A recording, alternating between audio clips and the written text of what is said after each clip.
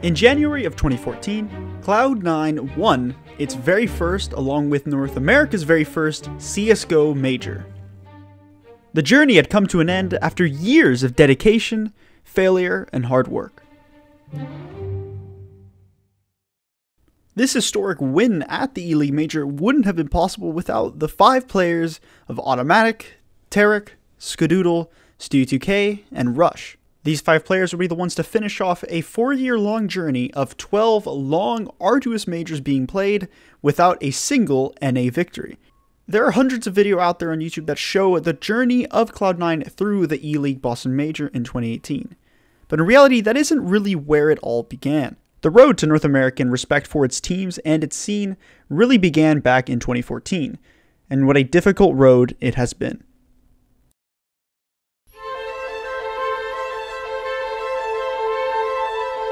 The world of CSGO that we see today was nothing back then, especially in North America. The teams were nowhere near top tier. Back then, if you wanted to see the top level of Counter-Strike, you needed to go to European soil. North Americans could really only turn their hope into 2 teams, iBuyPower and Cloud9. And despite iBuyPower being the superior team in a lot of ways, the universe had other plans. iBuyPower had decided to throw a match for money, and among the players on the team was Skadoodle himself. Fortunately for him, he decided to not take the money. That may have been the best decision he has ever made in his career.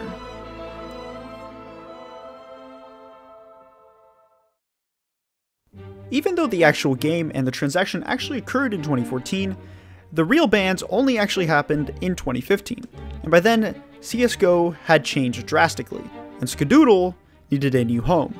He found his way over to Cloud9, at that point creating one of the most famous cores in NA's history.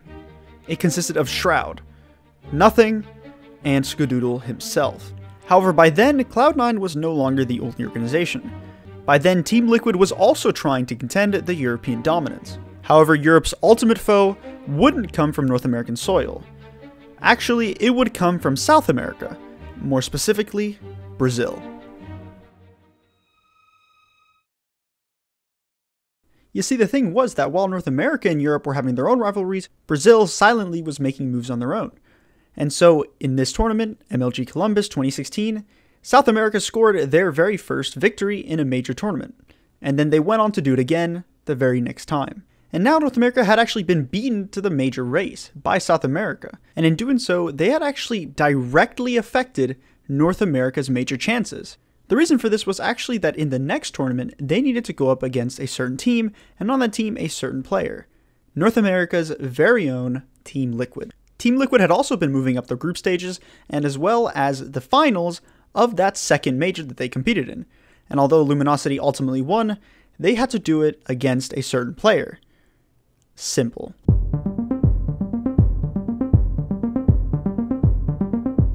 During this time, Simple was seen as one of the best players in Europe, and now today, he is sometimes seen as the best player of all time. Now, how did this relate to North American CS? Well, it showed that North America wasn't cursed. It wasn't destined to lose every time, it just needed the right players. You see, alongside Simple, Team Liquid had made it to the grand finals of the tournament that Luminosity had won, this time under the banner of SK Gaming. North America could win, and over on Cloud9, they were trying to make this a reality. Cloud9 signed Stu2K and Automatic, and after both Shroud and Nothing's departure, signed Tarek and Rush, both from Optic Gaming. The roster hoped to revitalize the Cloud9 team. Trouble is that an esports team is nothing until it actually starts playing. The stage was set for Cloud9, however we were still missing one component from the story. Cloud9 was actually quite successful with this roster, making it all the way up to 4th place leading up to the Boston Major. There were some detractors, however most of them were actually silenced leading up to the Major with their prior results. Even though there were some internal problems, Cloud9 was seen as probably the best team, or at least the best team that had a chance to win the Major from North America. By this time, Simple had left Team Liquid to go back to Europe, and generally Cloud9 was the only hope for North America to win in Boston. However, again, there is still one final piece that North America was missing in its story. Cloud9 wasn't the only team that could make roster moves. Over in Europe, this team was produced.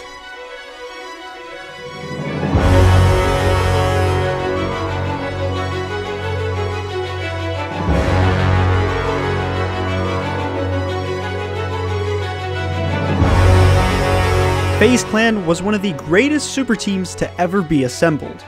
The two-time major champion Olafmeister, one of the greatest oppers to ever live, Guardian, one of the best IGLs in the world, Kerrigan, and two of the finest riflers Europe had to offer, Rain and Nico.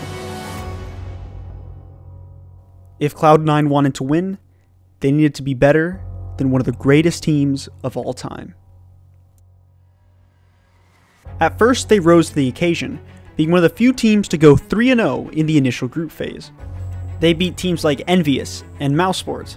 However, in the second group stage, things somewhat fell apart. They went 0-2 going up against G2 and Space Soldiers. If Cloud9 wanted to go all the way to the end, they needed to go flawless. First, going up against Virtus Pro and winning, then Astralis, and finally, Vega Squadron. Cloud9 had gone to the edge of defeat and returned a much greater team.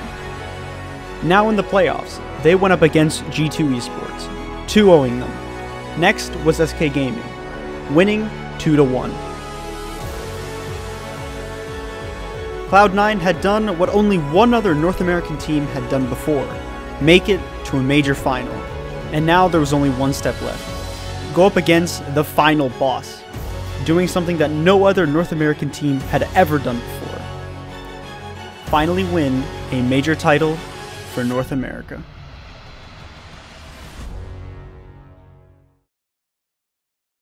On January 28th, 2018, the games began.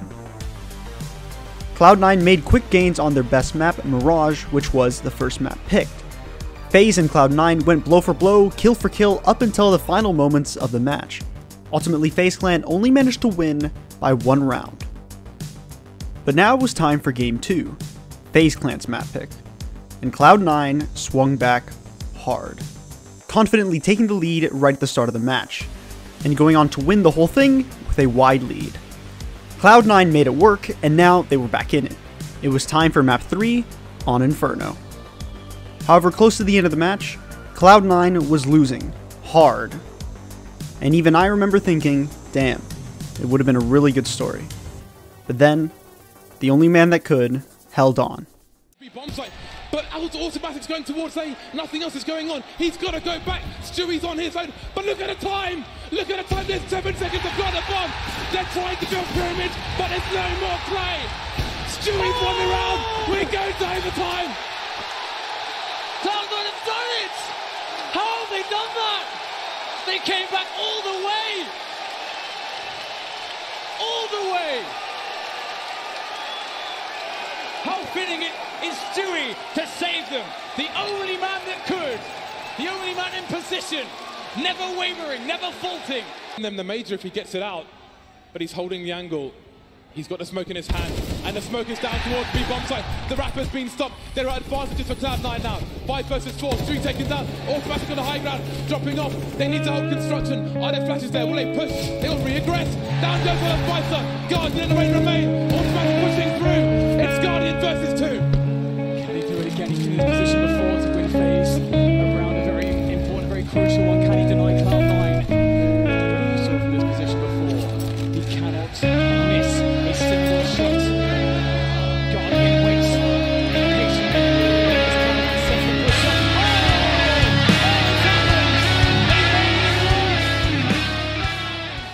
Cloud9 had done the impossible. They had won North America's very first major title. Following the major, North America has had a resurgence. Today, they are one of the top-tier competitors in the world of CSGO. And despite Cloud9's roster that won the major disbanding, North America is all the better for it.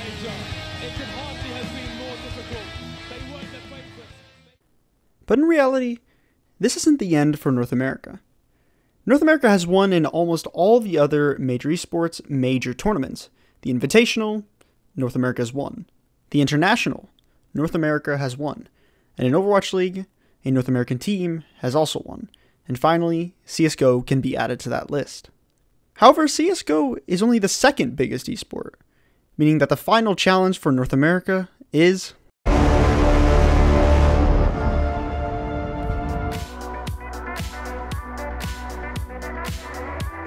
If you have made it to the end of the video, thank you so much for watching. This has been one of the most fun videos to make, and it is definitely different from what I usually post, so I really appreciate you watching and making it this far.